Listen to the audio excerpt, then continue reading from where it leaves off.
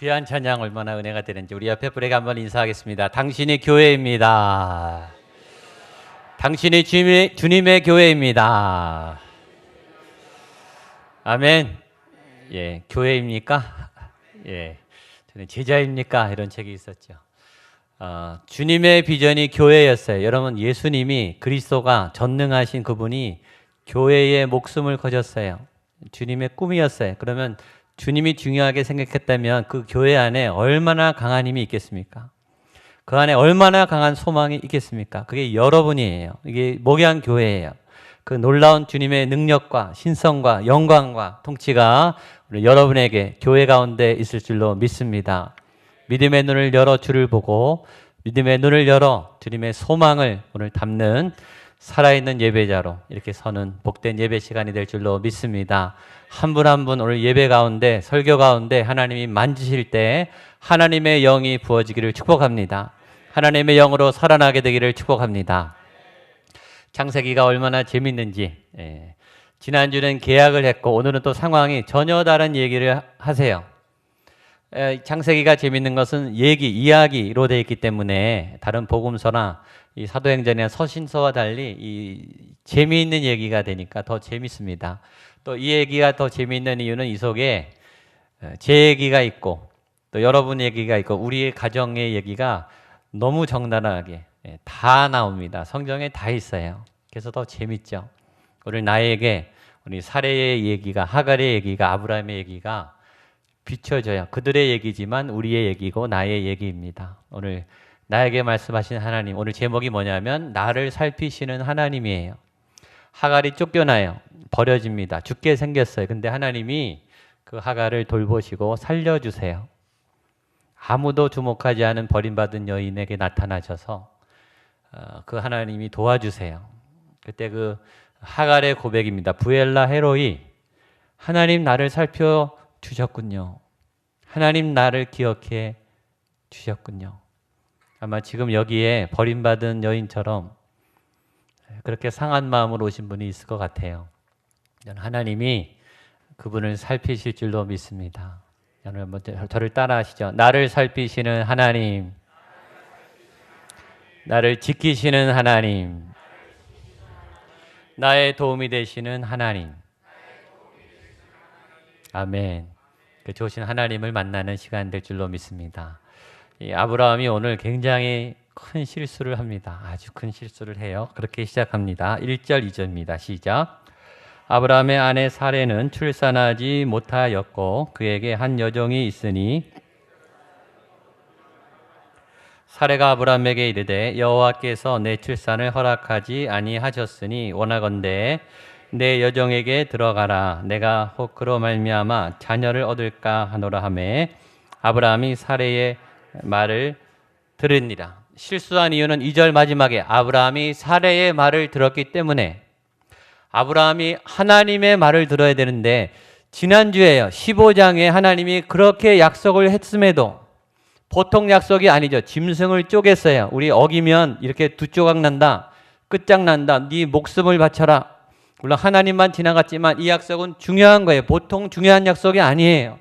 반드시 너에게 자손을 주고 너를 창대하게 하고 너에게 민족을 이루겠다. 반드시 내가 할게. 하나님이 약속했어요. 근데 바로 한 장 다음에 바로 아브라함이 하나님의 말을 듣지 않고 사레의 말을 들어요. 약속의 하나님을 잊어버리죠. 여러분 우리가 죄를 지을 때 잊어버려서 지어요. 잊어버려서. 결혼식 때 했던 그 거룩한 약속, 사랑하는 사람과 맺은 그 약속, 아이를 처음 낳을 때 정상으로만 태어나라. 손가락 10개 정상으로 태어나라. 간절한 이 부모의 마음이 있잖아요. 태어난 것만 해도 선물이 되는 그 첫 기억 다 잊어버리죠. 자꾸 첫 은혜. 처음 하나님을 만날 때 그냥 떼굴떼굴 굴르면서 눈물 콧물 다 흘려가면서 내가 다 버리겠습니다. 주님을 위해서 살겠습니다. 그 약속을 다 했죠. 근데 자꾸 잊어버려요. 왜 잊어버리는가? 이 조급해서 그래요. 약속은 멀고 현실은 바로 여기 있고 당장 해결이 돼야 되는데 이게 안 되거든요. 하나님이 해준다고 했으면 우리는 조급해요. 빨리 내 손에 보이고 내 눈에 보이고 또 내 품에 뭔가 나타나야 되는 것 같은 그런 압박감을 느껴요. 그래서 막 실수해요. 그 조급증 밑에는 우리의 고집이 있어요. 그 고집 중에 하나는 이거예요. 하나님은 하나님이고 만약에 하나님이 안 해주시면 나라도 한다 이거예요. 하나님 안 하면 나 못 기다립니다. 나라도 저지르겠습니다. 내가 막 저질러요. 그 가운데 우리의 고집이 있어요. 여러분 우리가 믿음 생활을 하죠. 하나님을 믿죠. 종교 행위를 해요. 기도도 하고 찬양하고 예배하지만 우리 고집은 그대로 가요. 하나님은 하나님이에요. 예배는 또 멋있게 드려요. 내 고집은 안 꺾어요. 많은 분들이 이렇게 두 길을 가요. 그러니까 피곤하죠. 교회는 교회대로 지치고 내일은 내일도 하려니까 얼마나 피곤합니까? 얼마나 불쌍해요. 이 교인들이 더 피곤해요. 더 불쌍해요. 두 가지 다 하려니 얼마나 힘들어요. 그게 고집을 안 내려놔서 그래요. 이게 하나가 되면 쉬워요. 근데 하나님은 하나님이고 종교적인 할 거는 하고 나는 또 나름대로 하거든요. 여러분 기도하셔야 돼요. 주님 내 고집 좀 꺾어주세요. 내려놔야 되는데 자꾸 집어들죠. 이 내려놓기가 쉽지가 않습니다. 이 아브라함이 그런 거예요. 여러분 하나님이 아브라함과 약속하셨으면 신실하신 하나님은 이루실 줄로 믿습니다. 자꾸 확인해야 돼요. 하나님의 계획이 왜 없겠어요? 왜 안 주시겠어요? 약속을 했는데 주시죠. 우리가 잘 못 기다려요. 재촉해요. 하나님 언제입니까? 빨리 해내세요. 빨리 보여주세요. 빨리 얻게 해주세요. 빨리 가게 해주세요. 우리를 막 졸라요. 우리의 조급증 안에는 우리의 믿음 없음이 있어요. 왜냐? 우리가 영혼에 대해서 이 땅의 제한적인 삶을 살려니까 다 해야 되니까 급한 거예요. 아직 못 해본 게 너무 많으니까 급한 거예요. 여러분 이 세상이 끝이라면 그렇게 사셔야 되는데 저와 여러분은 영원히 살지 않습니까? 영원히 사시죠? 자신이 없으십니까? 영원히 살 줄 믿습니다. 무조건 아멘 하세요. 예. 영원히 있습니다. 영원히 있는데 뭐가 미련이 있습니까? 다 안 해도 됩니다. 옆에 분에게 다 안 해도 됩니다. 예. 맞죠? 예. 그리고요 다 할 수도 없어요. 다 가질 수도 없습니다. 몸부림쳐도 안 됩니다. 안 되는 건 빨리 내려놓으세요. 해봤자 좀 더 많이 할 뿐이지 못하는 건 못합니다. 여유를 가지세요. 여유. 못하는 거는 계속 하면 됩니다. 영원히 계속 할 거예요. 그리고 저질러 놓고 또 후회해요. 그때는 막 난리를 쳤다가 조급해서 막 안 돼서 막 화냈다가 나중에 또 미안해가지고 또 어쩔 줄 모르고 우리의 이 조급증. 찰스 엠멜이라고 하는 분이 늘 급한 일로 쫓기는 삶이란 작은 소책자 IVP 굉장히 유명한 소책자입니다. 제가 대학교 1학년 때 이 책을 우리 선배님이 줬는데 보고서 무시했다가 작은 책인데 제가 쇼크를 받았어요. 너무너무 소중한 아주 시간에 대한 굉장히 허를 찌르는 통찰이 있는 책입니다. 굉장히 유명한 책이에요. 늘 급한 일로 쫓기는 삶. 이분은 두 가지를 얘기해요. 우리가 중요한 일이 있고 긴급한 일이 있다는 거예요. 우리는 주로 뭘 하죠? 긴급한 일을 하죠. 왜냐? 긴급한 일이 중요한 일처럼 다가오기 때문이죠. 나중에 보면 긴급한 일을 해놓고 보니까 그렇게 중요하지 않았다는 거예요. 사실은. 긴급한 일을 때우다가 중요한 일을 다 놓쳤다는 거죠.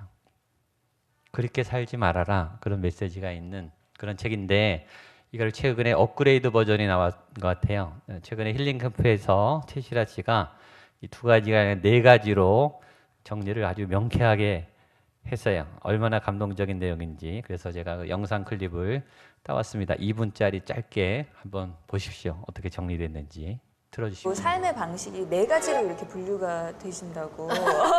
어떤 네 가지? 네 가지라 그러더라고요. 네. 중요하고 급한 일, 중요하고 급한 일? 중요하지 않고 급한 일, 중요하지 네. 않고 급한 일. 중요하고 급하지 않은 일, 네. 중요하지 않고 급하지 않은 일. 그렇게 네 가지밖에 없대요. 근데 그때 제가 공부 배울 때 그랬어요. 그 선생님이 그거에 내가 하는 일상을 적어버려요. 4가지를 쫙 나눠보라 그러더라고요.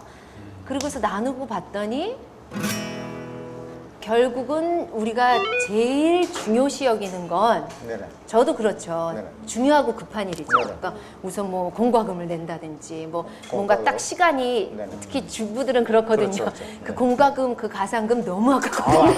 딴 거는 막 그래서 그런 거 막 그런 막 시간을 다투는 일들을 네. 많이 하는데 결론은 그렇게 하면 다람쥐 쳇바퀴 돌듯 살 수밖에 없대요. 그러니까 항상 중요하고 급한 일만 막 달달달달. 네네. 진짜 우리가 신경을 써야 되는 건 중요하고 안 급한 일이라고 그러더라고요. 아, 그래요? 네. 뭐 예를 들어 각자 종교 생활을 하시는 분들이라면 네네. 뭐 저는 아침에 큐티를 한다는 거 중요하지만 하나도 급하지 않잖아요. 오늘 안 하고 내일 안 하고 안 해도 아무 상관없죠. 하지만 중요한 거죠. 급하지 않죠. 애들하고 노는 거. 중요는 하지만 오늘 못 놀면 내일 놀면 되고 그런 식으로 우리가 중요하지만 급하지 않기 때문에 미루는 일들 중에 네네. 만약에 우리가 진짜 오늘이 마지막이다 네네. 하면 그게 가장 중요해진다. 하면 그게 가장 중요해지고 그게 제일 후회되는 일이라는 거예요. 그래서 그런 얘기를 들을 때 그러네 하고 쫙 했더니 정말 굉장히 우습게도 안 중요하고 안 급한 일에 제가 시간을 제일 많이 투자하고 있더라고요. 예, 명쾌하죠. 여러분들은 어떠십니까? 중요하지만 급하지 않은 일. 아브라함이 그의 아들이었어요. 아들. 예. 근데 이제 임박하니까 이게 초조해지기 시작한 거예요. 그 일을 하나님이 약속을 해줬는데 문제는 자기 지혜로 푸는 거예요. 아내의 도움으로 푸는 거예요. 사람의 말을 들은 거죠. 하나님의 약속이 임했고 또 하나님의 때가 주어졌는데 그 때를 못 참아서 일을 저지르기 시작한 거예요. 그때 우리는 합리적인 조언자를 찾습니다. 우리를 사랑하는 굉장히 현명하고 지혜로운 합리적인 방법을 선택한다는 거예요. 사례가 찾아와서 말하죠. 2절입니다. 제가 한번 볼게요. 사례가 아브라함에게 이르되 여호와께서 내 출산을 허락하지 아니하셨으니 원하건대 내 여종에게로 들어가라. 여러분 하나님의 뜻을 기다릴 때 이게 탄탄대로로 열리면 좋은데 길이 막혀요. 방법이 안 찾아져요. 백방을 알아봐도 다 막혀 있어요. 아브라함이 더 이상 아들을 얻을 수 없는 절망에 있었어요. 여러분 그 절망이 오게 됐을 때 우리는 생각해야 돼요. 계속 믿음으로 갈 것인가 아니면 나 나름대로의 대안을 찾아야 될 것인가. 이때 믿음이 필요합니다. 대부분은 우리는 합리적인 방법을 찾아가요. 그리고 하나님이 막으셨다, 하나님이 안 주신다라고 확신해요. 절망의 영이 오는 거죠. 그래서 우리는 합리적인 길을 찾아가는 거죠. 여종을 빌려서 아이를 낳아라. 먼저 사례가 이렇게 말해요. 여호와께서 내 출산을 허락하지 아니하셨으니. 여러분 여기에 문제가 있는 거예요. 우리는 하나님이 막으셨다, 하나님이 약속해놓고 어기셨다, 풀어주지 않으신다라고 약속을 꺾어요. 거기서부터 불신앙이 오는 거예요. 그러면 이제 내 방법을 찾기 시작하는 거예요. 우리는 고민해야 돼요. 하나님이 왜 막으셨을까? 하나님이 왜 못하게 하셨을까? 둘 중에 하나입니다. 하나는 기다리라예요. 아직 때가 안 된 거예요. 또 하나는 하나님의 방법을 찾아라예요. 그 방법이 아닌 합리적이고 보편적이고 다른 사람들이 하는 방법이 아닌 하나님의 길을 뚫어라 이거예요. 근데 우리는 안 해진다고 포기하고 나 나름대로의 합리적인 방법을 택해요. 그럴 때 이 사고가 나는 거죠. 아브라함의 방법과 사례의 방법은 합리적이었어요. 그럴듯해요. 말이 돼요. 그리고 다른 가정은 다 이미 그렇게 하고 있어요. 특별히 아브라함이 넘어간 이유 중에 하나는 사랑하는 아내의 말이었기 때문이에요. 합리적이고 사랑하는 아내, 주변의 사람들이 나에게 충고를 해줄 때 우리는 믿음을 잃어버릴 수 있어요. 여러분 사례가 좋아서 그 말을 했겠습니까? 어떤 아내가 자기 남편이 다른 여자와 자는 걸 좋아하겠습니까? 어떤 아내가 자기 집에 다른 집 자녀가 들어오는 걸 좋아하겠습니까? 사례도 희생을 해서 말한 거예요. 사례도 어쩔 수 없이 말한 거예요. 그걸 아브라함이 알죠. 내 아내가 나를 사랑하고 나를 걱정해서 자기를 희생하면서 하는 그 제안인 걸 아는 거예요. 너무 고맙죠. 근데 그것과 때로 믿음이 충돌하는 거예요. 굉장히 위험할 수 있죠. 아브라함은 사례의 말을 들었어요.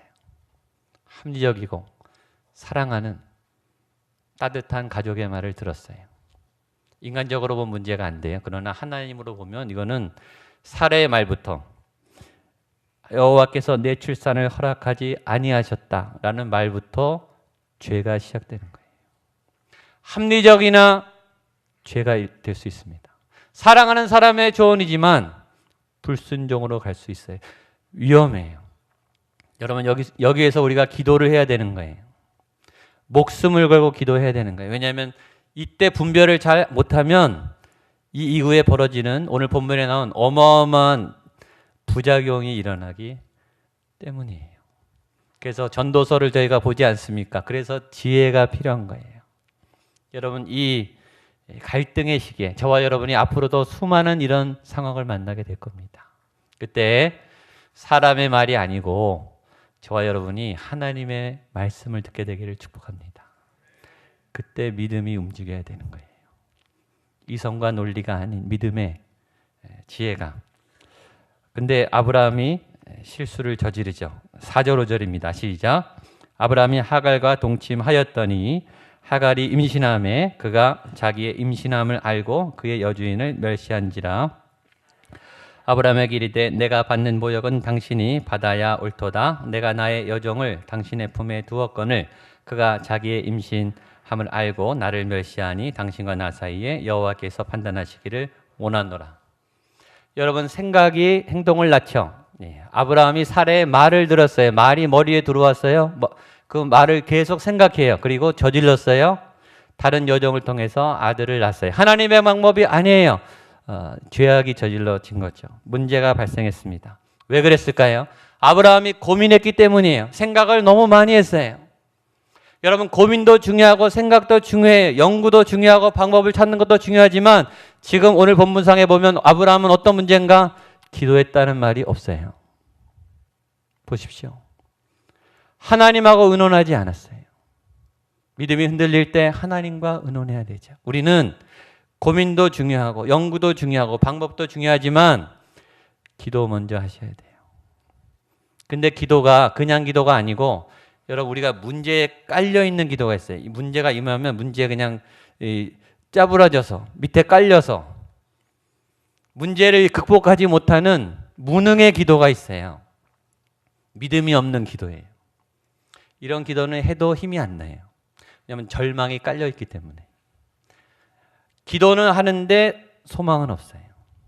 이루어지지 않을 것 같아요. 탄식의 기도죠. 그런 기도는 이 소용이 없어요. 근데 어떤 기도는 영적인 기도, 이 성령이 이끄는 기도는 이 문제를요 뚫고 올라가요. 이 영의 기도가 그게 필요한 거예요. 기도하기 전에는 낭망덩어리였는데 기도하면서요 예배하면서 막 살아나요. 그리고 기도가 끝내면 문제 위에 올라가 있어요. 길이 열려 있어요. 그게 능력의 기도예요. 전 여러분이 그런 기도를 하게 되기를 축복합니다. 지금 아브라함은 그런 기도를 해야 했어요. 문제를 넘어서 100세 전까지 아들을 주지 않는 하나님에 대한 깊은 기도를 해야 했어요. 사례의 말을 듣기 이전에 합리적인 방법을 결정하기 전에 그는 기도로 하나님께 나아가야 했고 기도로 결정해야 했는데 그는 사례의 말을 듣고 인간적인 결정을 했습니다. 근데 정말 아기가 생겼어요. 결과가 나타났어요. 좋은 결과가 나왔어요. 그것도 아들을 낳았어요. 얼마나 다행이에요. 인간적인 방법을 선택했을 때 처음에는 좋습니다. 다 된 것 같아요. 아, 이게 하나님의 방법이었구나. 맞아, 내가 제대로 왔구나. 요나가 다시스로 갔어요. 니느웨의 정반대로 갔어요. 거기 배가 있었어요. 아, 하나님의 뜻이구나. 덥석 타버렸어요. 잘 갔죠?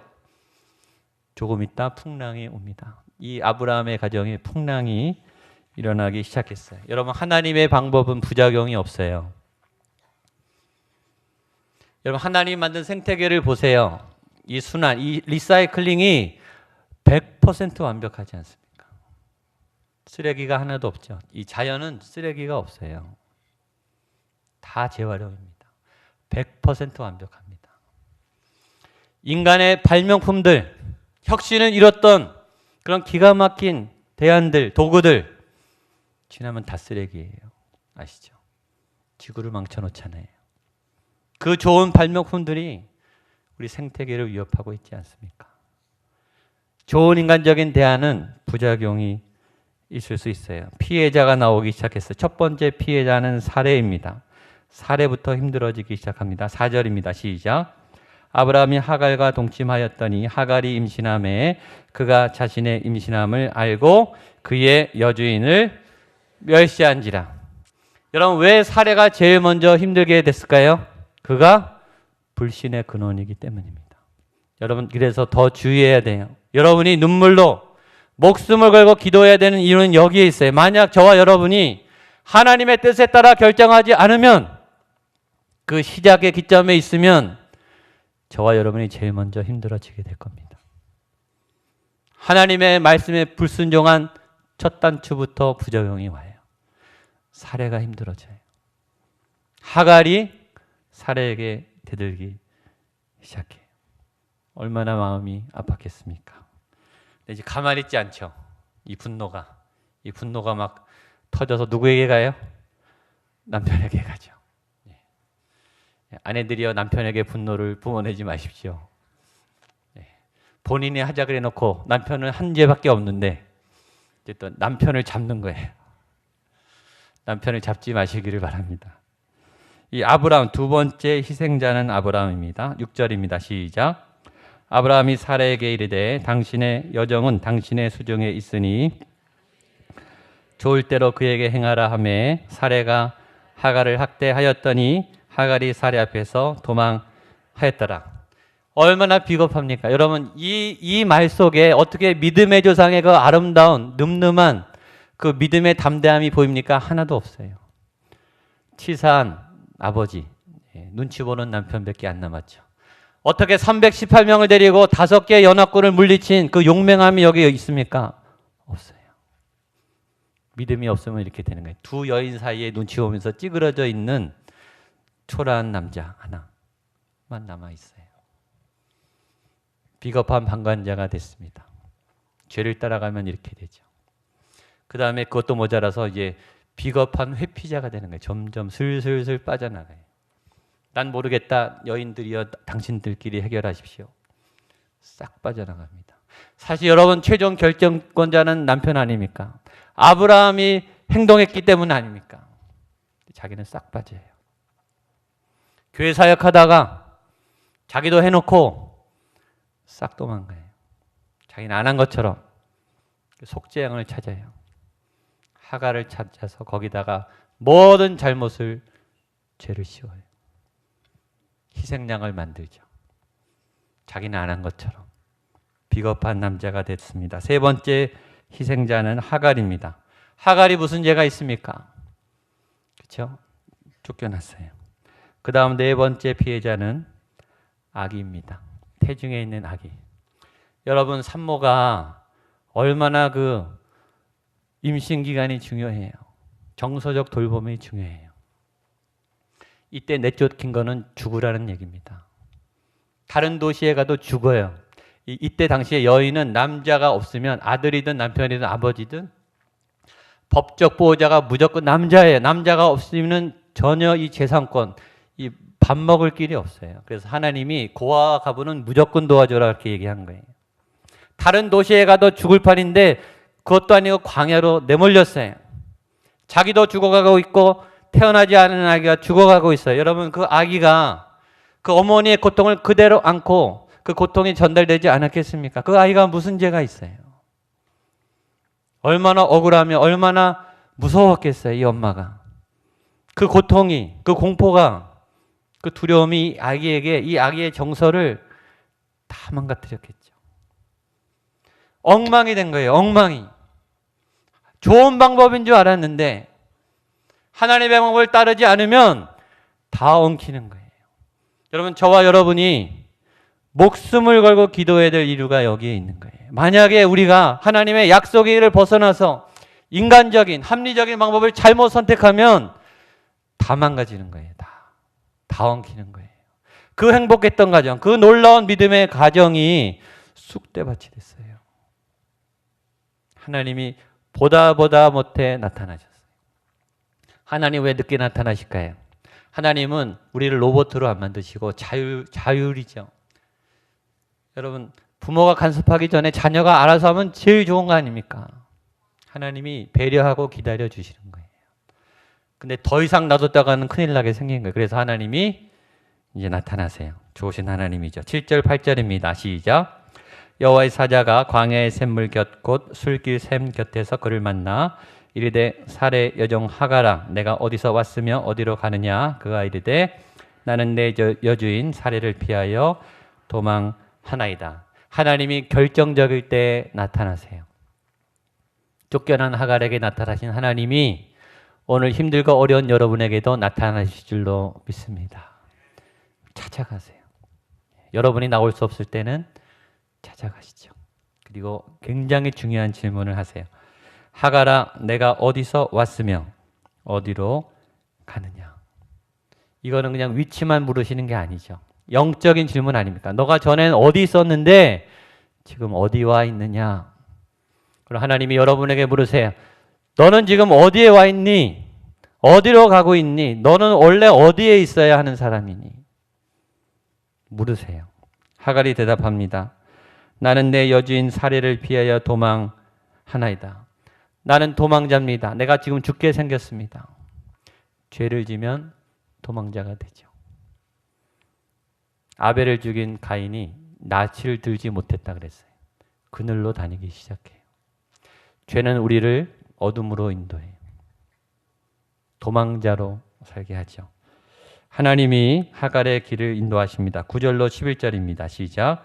여호와의 사자가 그에게 이르되 내 여주인에게로 돌아가서 복종하라. 여호와의 사자가 또 그에게 이르되 내가 내 씨를 크게 번성하여 그 수가 많아 셀 수 없게 하리라.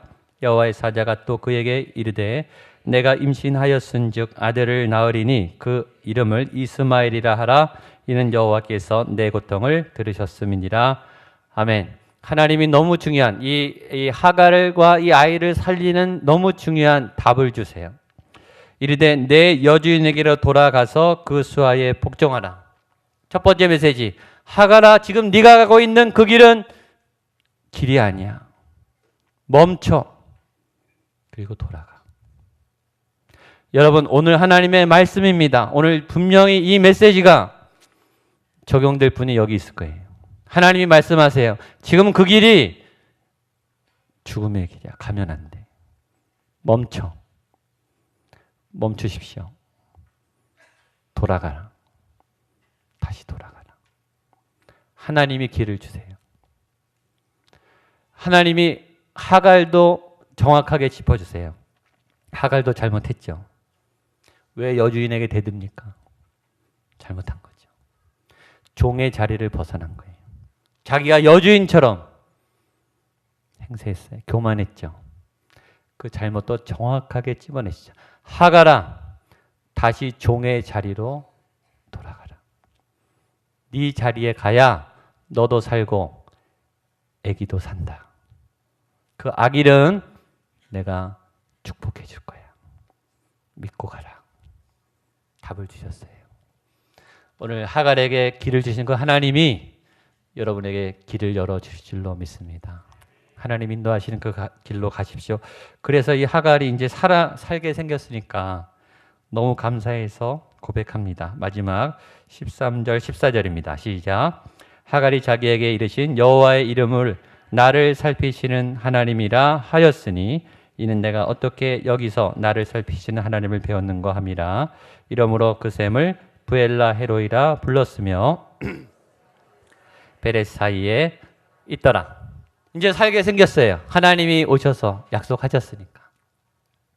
하나님, 내가 지금 죽게 생겼는데, 내 아이가 죽게 생겼는데 나를 돌아보셨군요.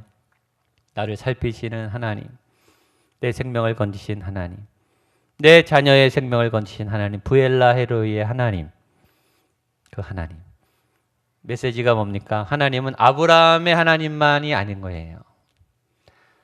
하나님은 하갈의 하나님도 되신 거예요. 하나님은 특별한 몇몇 사람, 믿음이 좋아 보이는 몇몇 사람만 편애하는 하나님이 아니라 아무도 주목하지 않은 버림받은 한 여인과 태중에 있는 이름도 없는 그 아이의 고통을 찾아가시는 좋으신 하나님이란 거죠.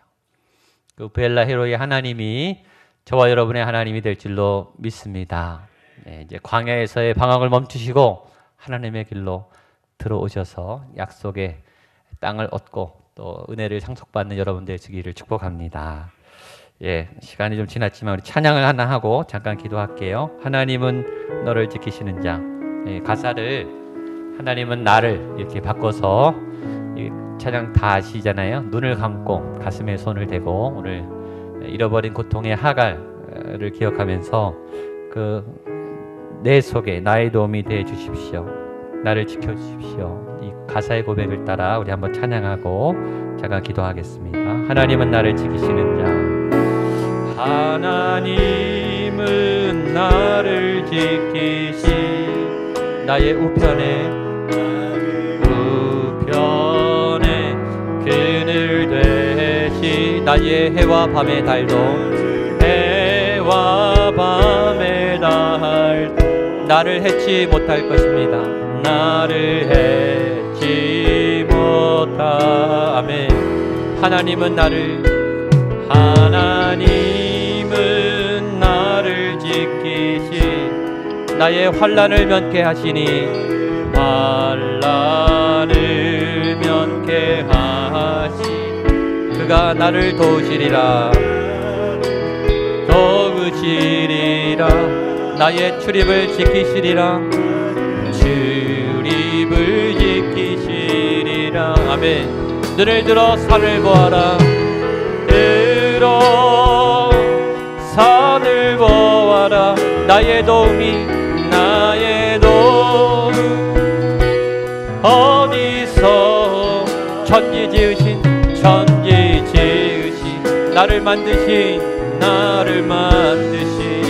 여호와께로다 여호와께 우리 한 번 더 눈을 들어 산을 보아라 눈을 들어 산을 나의 도움이 어디서 올꼬 나의 도움 어디서 천지 지으신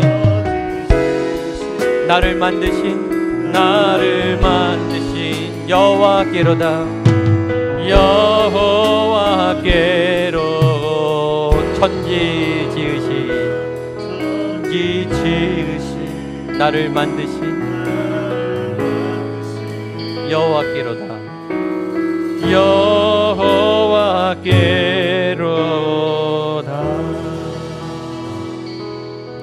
하갈이 자기에게 이르신 여호와의 이름을 나를 살피시는